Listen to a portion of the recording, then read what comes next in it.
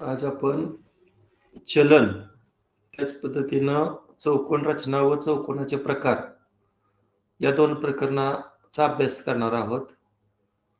पहिला प्रश्न पहा, पुढील सारणीचे निरीक्षण करा. एक्स व वाय मध्ये कोणते चलन आहे हे ओळखायचं आहे आणि चलनाचा स्थिरांक कोणता ते काढायचं आहे. आता जर गुणाकार समान असेल तर व्यस्त चलन असतं आणि भागाकार समान असेल तर समचलन असतं, हे सर्वांना माहित आहे. मग आपण एक्स आणि वायच्या किमतीचा या ठिकाणी भागाकार करून पाहूया. बघा, एक्स आणि वाय या 2 किमतींचा भागाकार.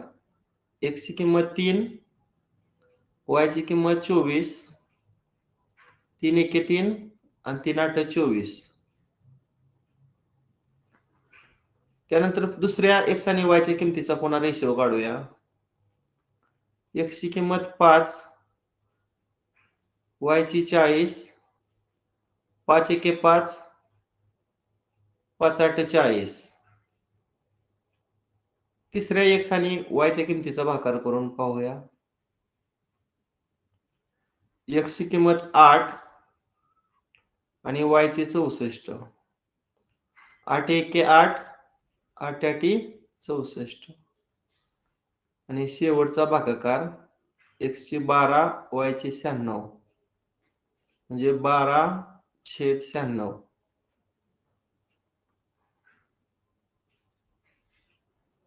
12 एके 12 आणि 12 आठी 96. म्हणजे भागाकार समान आहे. आणि जर भागाकार समान असेल एक्स आणि वायच्या किमतीचा, तर त्या एक्स आणि वाय या 2 चलामध्ये काय असतं? समचलन असतं. आणि जी समान किंमत आली तो त्या चलनाचा स्थिरांक असतो. म्हणजे समचलन आणि चलनाचा स्थिरांक 1/8 असा पहिला पर्याय आहे.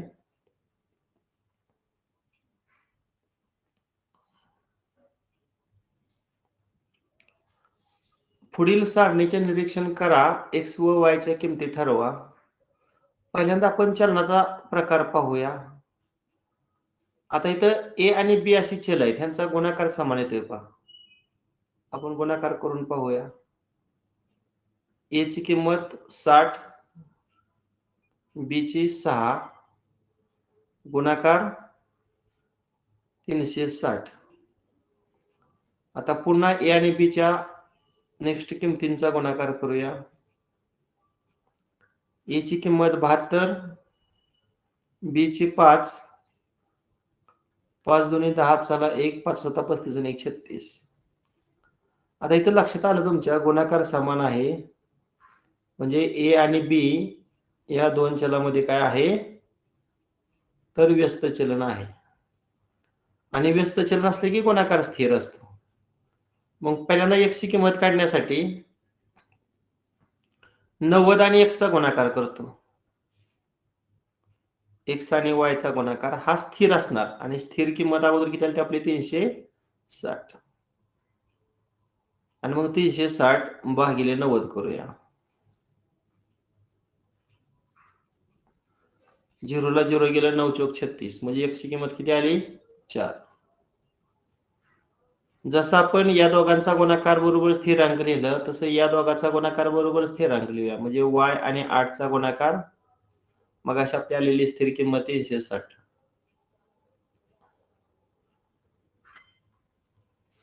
आता हे जे गुणिले 8 आहे तिकडे आल्यानंतर भागिले होणार. 8 चौक 32 आणि 8 पंचे 40. x ची किंमत 4 आणि y ची किंमत 45.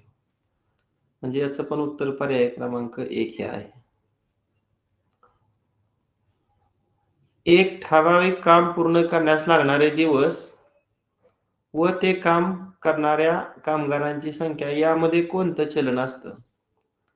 समजा या ठिकाणी काम पूर्ण करायला लागणारे जे दिवस आहेत, याला आपण x हे चल मानलं आणि कामगारांची जी संख्या आहे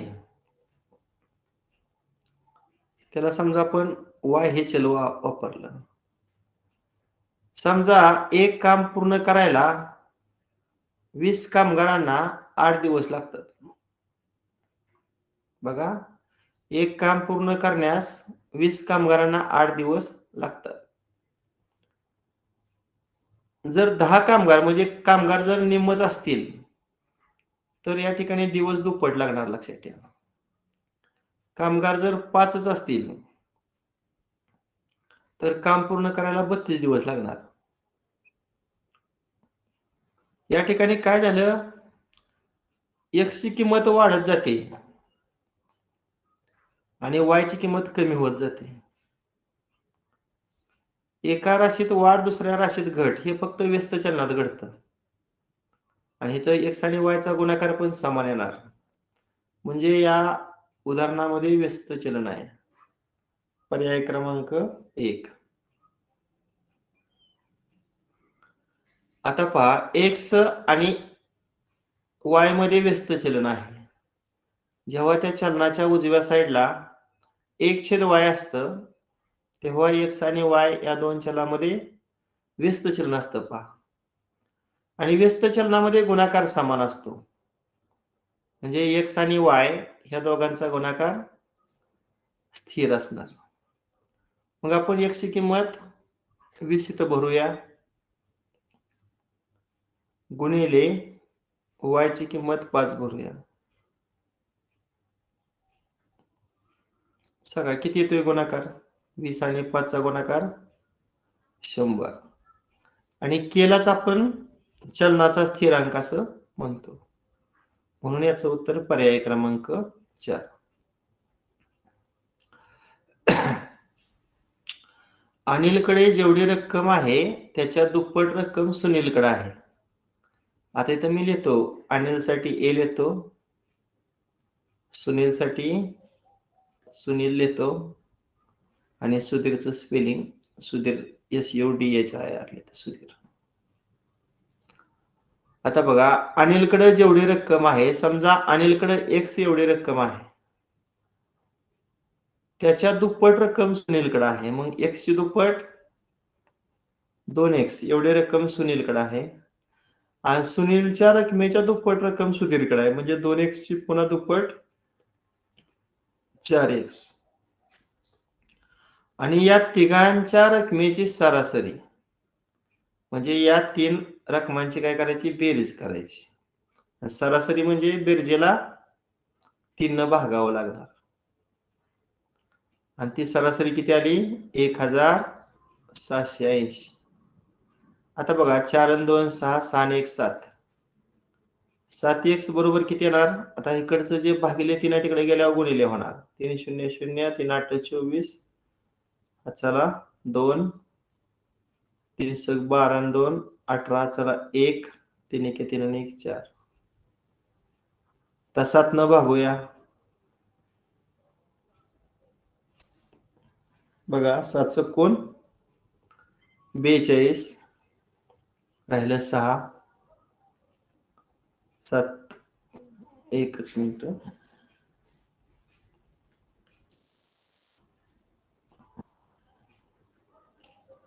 7x बरोबर 1680 गुणिले 3 करायचे. हा गुणाकार एकदा चेक करतो. 3 8 24. चला 2. हा गुणाकार चुकलाय, बॅक येतं थोडं.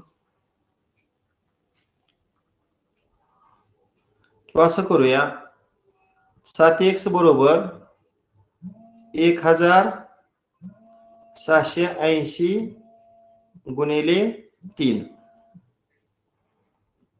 आता 7 तिकडे गेल्यावर भागिले होणार. म्हणजे 1680 गुणिले 3 छेद 7.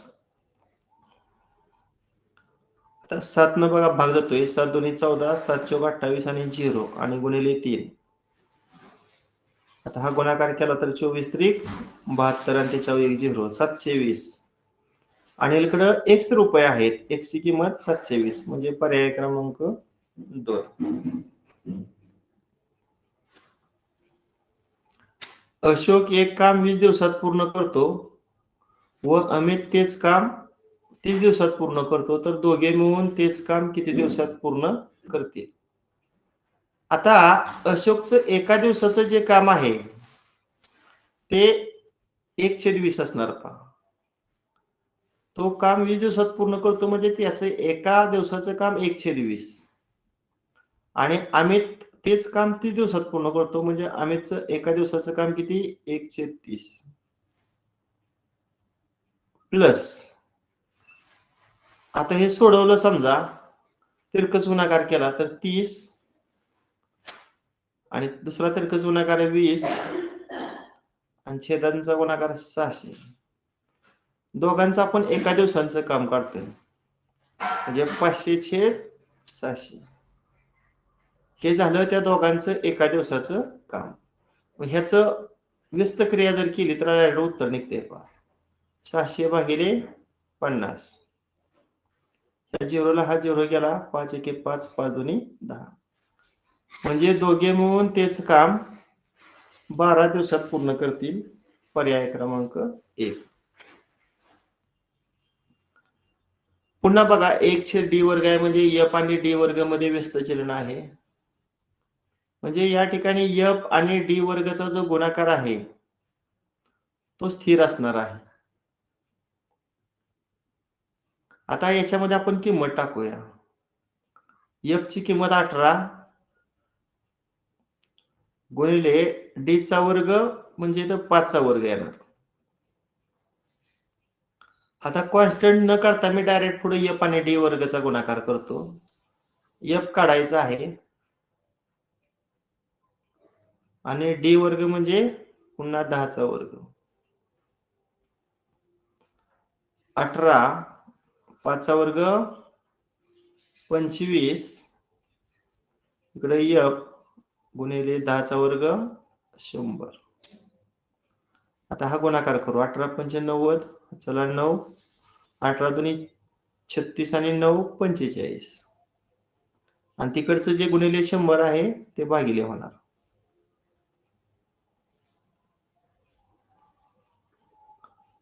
ह्या शून्याला हा शून्य गेला 10 न भागायचं म्हणजे दशांश चिन्ह 1 घर डावीकडे 4.5 म्हणून 7व्याचं उत्तर पर्याय क्रमांक 2. पुन्हा बघा इथं 1/y आहे म्हणजे x आणि y ह्या दोघांचा गुणाकार समान व्यस्त चलन आहे. इथं पुन्हा मी लिहितो x आणि y चा गुणाकार हा स्थिर आहे. मग आपण x ची किंमत इथं 72 ठेवूया गुणिले y ची किंमत 8 उजव्या बाजूला x ची किंमत 48 गुणिले y काढायचा आहे म्हणजे 72 गुणिले 8 आता उजवीकडे जे गुणिले 48 आहे तिकडे भागिले होणार 8 न भाग घालूया 8 एके 8 8 सक 48 6 एके 6 6 दुनी 12 y ची किंमत 12 म्हणून याचं उत्तर पर्याय क्रमांक 4. एका कुरणात 20 गायींना 90 दिवस पुरेल इतके गवत आहे. जर 45 गायी कुरणात चरण्यासाठी गेल्या तर त्यांना किती दिवस गवत पुरेल? लक्षात ठेवा गायींची संख्या वाढली की कमी दिवसामध्ये गवत कुरणातलं खाऊन संपणार आहे. म्हणजे गायींची संख्या वाढली की दिवस कमी म्हणजे इथं पण व्यस्त चलन आहे. आता व्यस्त चलनामध्ये गुणाकार स्थिर असतो. व्यस्त चलनामध्ये गुणाकार स्थिर असतो. समजा आपण गायींच्या संख्येला x मानलं आणि त्या कुरणातल्या संपलेल्या गवताच्या दिवसाला आपण y मानलं. मग काय होणार x म्हणजे गायींची संख्या 20. 20 गायी असल्यानंतर किती दिवसात गवत संपतंय तर 90.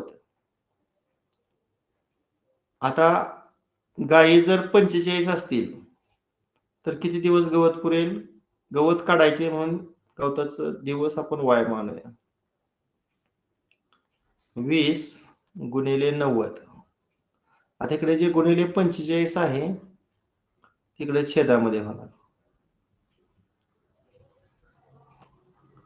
45 एके आणि 85 दुप्पट 90 आणि 20 दोन्ही 40. 40 म्हणजे पर्याय क्रमांक 1. नेक्स्ट 10वा प्रश्न. एक टाकी 3 नळ चालू असताना 2 तासात भरते. तीच टाकी जर एकूण 6 नळ चालू केले तर किती तासात भरेल? पहिल्यांदा तुम्हाला या ठिकाणी चलनाचा प्रकार ओळखणं गरजेचं आहे. 3 नळ चालू केल्यावर 2 तास भरते.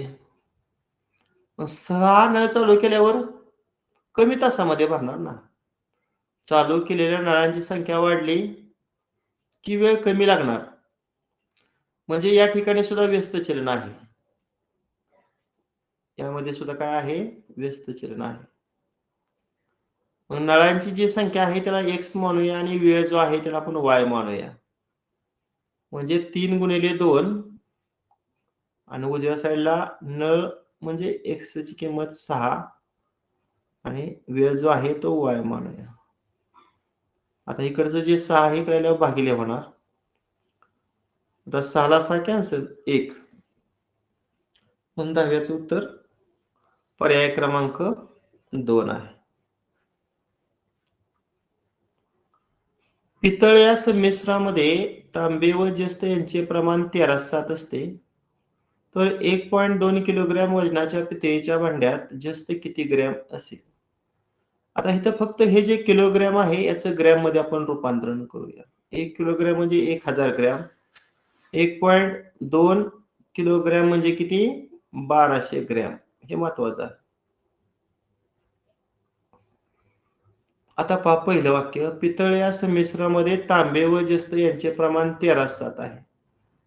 मग आपण असं करूया, तांब्याचं जे प्रमाण आहे ते 13x घेऊया आणि जे जस्त आहे ते 7x घेऊया आणि ह्या दोघांचं मिळून जे एकूण वजन आहे ते 1200 ग्रॅम घेऊया. 13 आणि 7 20x आणि उजवी बाजू 1200. आता हे गुणिले इकडे आल्यावर भागिले. या झिरोला हे झिरो कॅन्सल. बेस 12 झिरोला 0. x ची किंमत 60 आली. आता आपल्याला विचारलंय जस्त किती असेल? आपल्याला काय विचारलंय? जस्त किती असेल? तुम्हाला मगाशी आपण पाहिलं होतं तांबे जे आहे ते 13x आपण मानलं आणि जस्त आहे ते 7x. मग 7x लिहून तिथे x ची किंमत घालूया आणि गुणाकार करूया. मग 7 गुणिले 60. 7 चौकोन 42 आणि 0. म्हणजे जे जस्ताचं प्रमाण असेल ते 420 ग्रॅम. म्हणजे पर्याय क्रमांक 1 असणार. 10 सेमी बाजू असणाऱ्या चौरसाच्या कर्णाची लांबी किती? आता यापूर्वी तुम्हाला सांगितलं चौरसाचा कर्ण आणि चौरसाची बाजू यांचं रिलेशन काय? चौरसाचा कर्ण हा चौरसाच्या बाजूच्या वर्गमुळात 2 पट असतो. चौरसाचा कर्ण हा चौरसाच्या बाजूच्या वर्गमुळात 2 पट असतो. मग तुम्हाला बाजू 10 दिलेली आहे. पण 10 वर्गमुळात 2 हा पर्याय कुठे दिसत नाही. मग काय करूया? 10 हे 100चं वर्गमूळ आहे आणि मग कर्निष्ठ संख्यांचा गुणाकार करूया. 100 आणि 2 चा गुणाकार किती? 200. हा पण पर्याय असणार आहे. हा पर्याय आहे. पर्याय क्रमांक 3.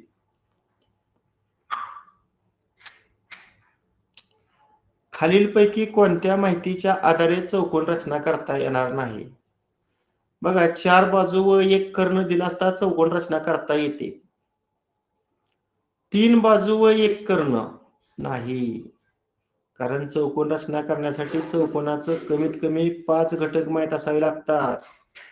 3 आणि 1 4 घटक दिले असता चौकोन रचना करता येणार नाही. कोणत्याही 2 बाजू व 3 कोन हे पण चुकीचं आहे. कोणत्याही 2 बाजू नाही म्हणून चालणार. इथं कोणत्याही हा शब्द नसायला पाहिजे होता. आणि शेवटी 3 बाजू व त्यांनी समाविष्ट केलेले कोन. या परिस्थितीमध्ये चौकोन रचना करता येते. म्हणजे अ आणि ड फक्त चौकोन रचना करता येणार नाही. मग तो पर्याय ब व क म्हणजे पर्याय क्रमांक 1.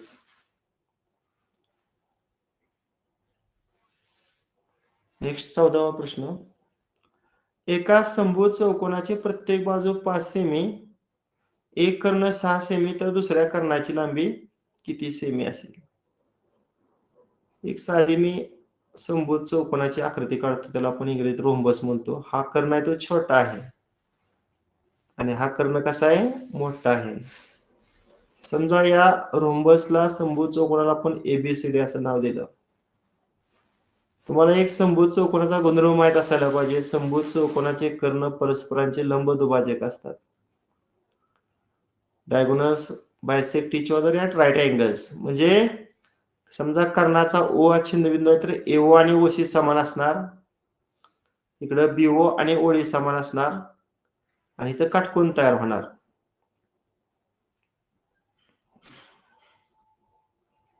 आता पहा, एक बाजू 5, समजा ही बाजू 5 आहे आणि एक कर्ण 6. समजा आपण एसी हा कर्ण 6 घेतला, तर एसीचं 2 समान भाग कुठला असणार? एओ आणि ओसी. मग 6च्या निमपट करावं लागणार. किती येणार? 3.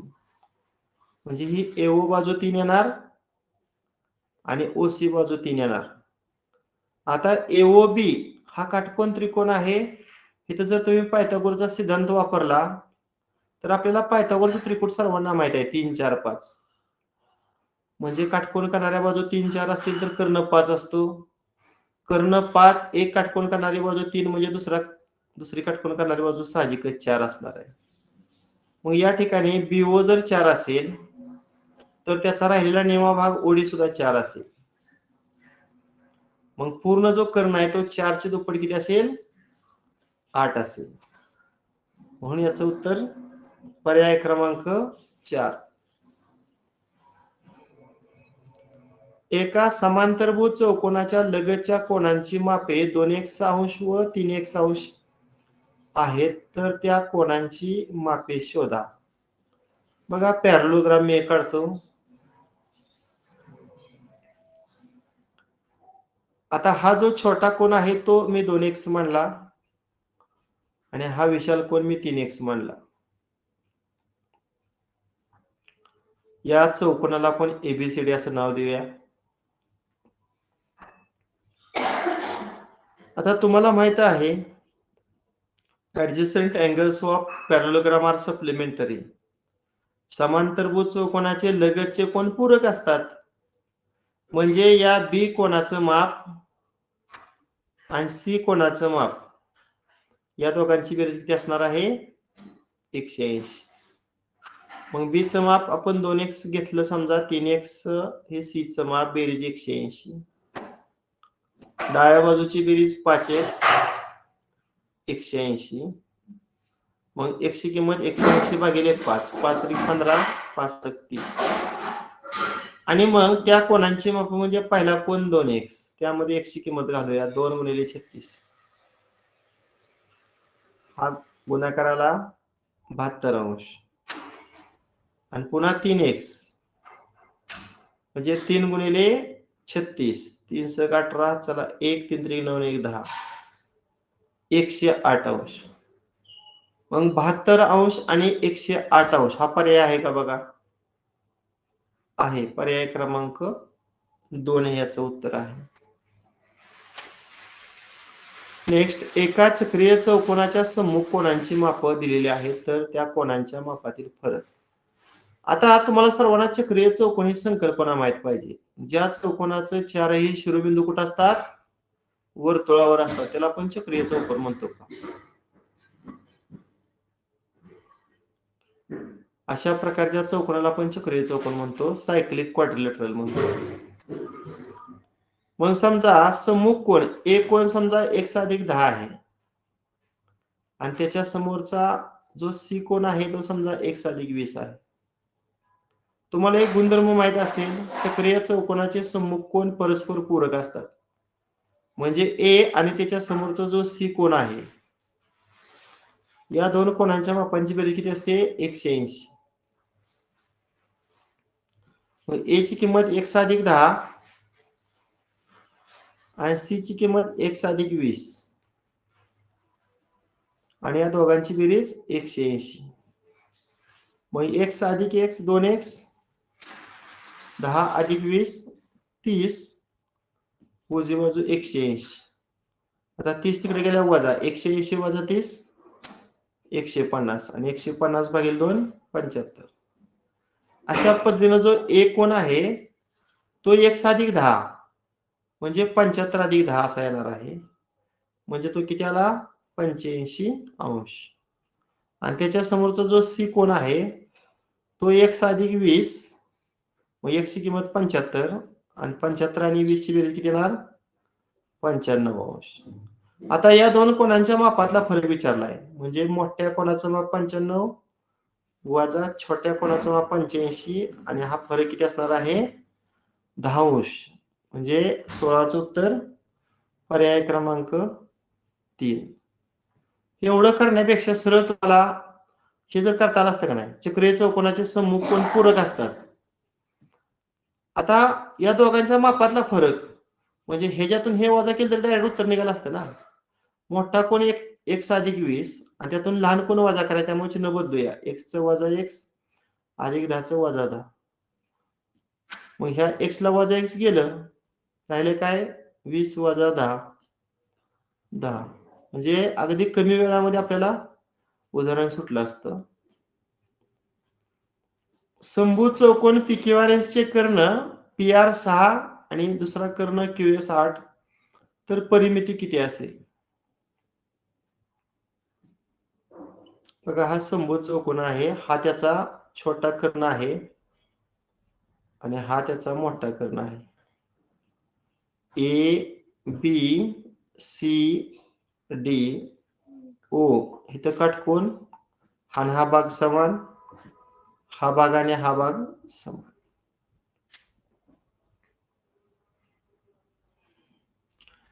आता मला सांगा कर्ण, नाव वेगळे पाहिजे. एकच मिनिट, आपण नाव जी दिली ती ABCD नाही पाहिजे, ती त्यांनी दिली ते पाहिजे. PQRS ना, PQRS.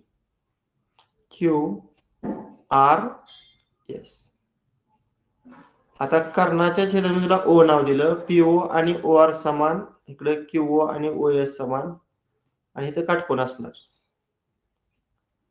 आता तुम्हाला PR समजा 6 दिलाय, मग त्याचं समान जे दोन भाग आहेत PO आणि OR ते किती असणार आहे? 6च्या निमपट 3. म्हणजे हा PO 3 आणि OR सुद्धा 3. आणि दुसरा जो कर्ण दिलाय QS तो 8. मग त्याचं दोन समान भाग कुठलं? QO आणि OS. ते 8च्या निमपट म्हणजे किती येणार? 4. हे पण 4 येणार आणि हे OS सुद्धा 4 येणार. आता मग मला सांगा, हा काटकोन त्रिकोण आहे. काटकोन करणारी एक बाजू 3, दुसरी बाजू 4, म्हणजे कर्ण किती असणार? 5. अशा पद्धतीनं त्या समभुज चौकोनाची बाजू 5 आली. आणि मग आपल्याला समभुज चौकोनाच्या परिमिती सूत्र माहित आहेत. 4 गुणिले बाजू, मग 4 आणि 5 चा गुणाकार करा. 4 पंचे 20 सेंटीमीटर ही परिमिती, म्हणजे 17ला पर्याय क्रमांक 3 हे उत्तर आहे. एका चौरसाची परिमिती 48 सेमी तर कर्ण किती? आता तुम्हाला माहित आहे चौरसाची परिमिती आणि समभुज चौकोनाच्या परिमितीचे एकच सूत्र आहे, 4 गुणिले बाजू. मग परिमिती 48 दिली समजा, इकडे 4 आणि a चा गुणाकार केला. आता इकडे जे गुणिले 4 आल्यावर काय होणार? भागिले होणार. किती येणार भागाकार? 4 एके 4, 4 दुनी 8. अशा पद्धतीने त्या चौरसाची बाजू 12. आणि मग अशी तुम्हाला सांगितले चौरसाचा कर्ण कसा काढायचा बाजूवरून, तर चौरसाचा कर्ण बरोबर वर्गमुळात 2 गुणिले बाजू. बाजू आपली 12 आली. मी 12 अगोदर लिहितो आणि वर्गमुळात 2 नंतर लिहितो. आणि परिमिती सेमीमध्ये आहे म्हणून कर्णाचं सुद्धा एकक सेमी. 12 वर्गमुळात 2 सेमी, पर्याय क्रमांक 4. नेक्स्ट, चौकोन PQRS हा चौरस आहे. M हा त्या दोन कर्णांचा छेदनबिंदू आहे. QM 2 वर्गमुळात 2 म्हणजे हे आहे ते 2 वर्गमुळात 2 आहे. तर चौरसाच्या प्रत्येक बाजूची लांबी किती? आता प्रत्येक चौरस हा समभुज चौकोन असतो. प्रत्येक चौरस हा आयत असतो. म्हणजे आयताचं जर कर्ण एकरूप असतात तर चौरसाचं पण कर्ण एकरूप असतात. समभुज चौकोनाचे कर्ण परस्परांचे लंबदुभाजक असतात तर चौरसाचे सुद्धा कर्ण परस्परांचे लंबदुभाजक असतात. त्यामुळे हा भाग समान येणार, हा भाग आणि हा भाग सुद्धा काय येणार? समान येणार. आता मला तुम्ही सांगा, QS किती रे? QS तो पण असणार आहे 2 QS 2 वर्गमुळात 2 ची दुप्पट म्हणजे 4 वर्गमुळात 2 येणार. कारण SM 2 वर्गमुळात 2.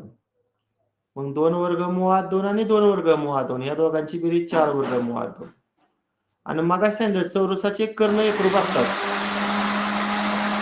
म्हणजे दुसरा जो कर्ण आहे PR तो QS एवढ्याच कर्ण इतका असणार आहे. म्हणजे 4 वर्गमुळात 2 इतका असणार आहे. आणि त्याचा जो निम्मा भाग आहे PM तो त्याच्या निमपट म्हणजे 2 वर्गमुळात 2 इतका असणार आहे. मग हा PM लिहितो मी तर 2 वर्गमुळात. आता त्रिकोण PMQ हा काटकोन त्रिकोण आहे. मग पुन्हा जर इथं आपण पायथागोरसचा प्रमेय वापरलं तर कर्ण वर्ग बरोबर काटकोन करणाऱ्या बाजूच्या वर्गांची बेरीज म्हणजे 2 वर्गमुळात 2 कंसाचा वर्ग अधिक 2 वर्गमुळात 2 कंसाचा वर्ग.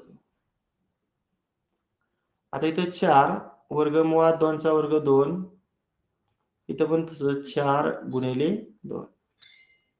मग 4 दुनी 8, इथे 4 दुनी 8 आणि 8 आणि 8 ची बेरीज किती? 16. आणि मग दोन्ही बाजूची वर्गमूळ काढली तर 16 चा वर्गमूळ 4. बघा आहे का पर्याय? पर्याय क्रमांक 1. चौकोन LMNP हा पतंग आहे.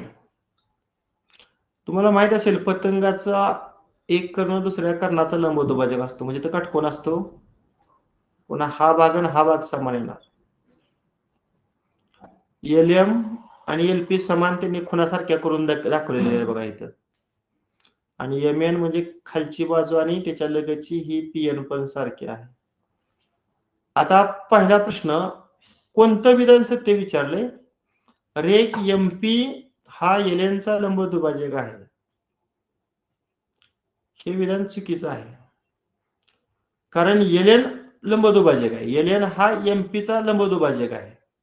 LN हा MP चा लंबदुभाजक, हे 3 नंबरचं विधान बरोबर आहे. LN हा MP चा लंबदुभाजक, हे 3 नंबरचं विधान बरोबर आहे. 1 नंबरचं चुकीचं आहे. 2 नंबरचं बघा, रेख MP हा LN चा दुभाजक आहे, हे पण विधान चुकीचं आहे. LN व MP एकरूप आहेत. LN आणि MP हे पण चुकीचं आहे. म्हणून याचं उत्तर पर्याय क्रमांक 3. अशा पद्धतीने आजच्या तासिकेला आपण चलन आणि चौकोन रचना या 2 प्रकरणाचा एकत्रित अभ्यास केलेला आहे. आज तुम्ही 2023-24 ची प्रश्नपत्रिका सोडवलेली असेल. थोड्या वेळाने मी त्याची उत्तर सूची पाठवतो.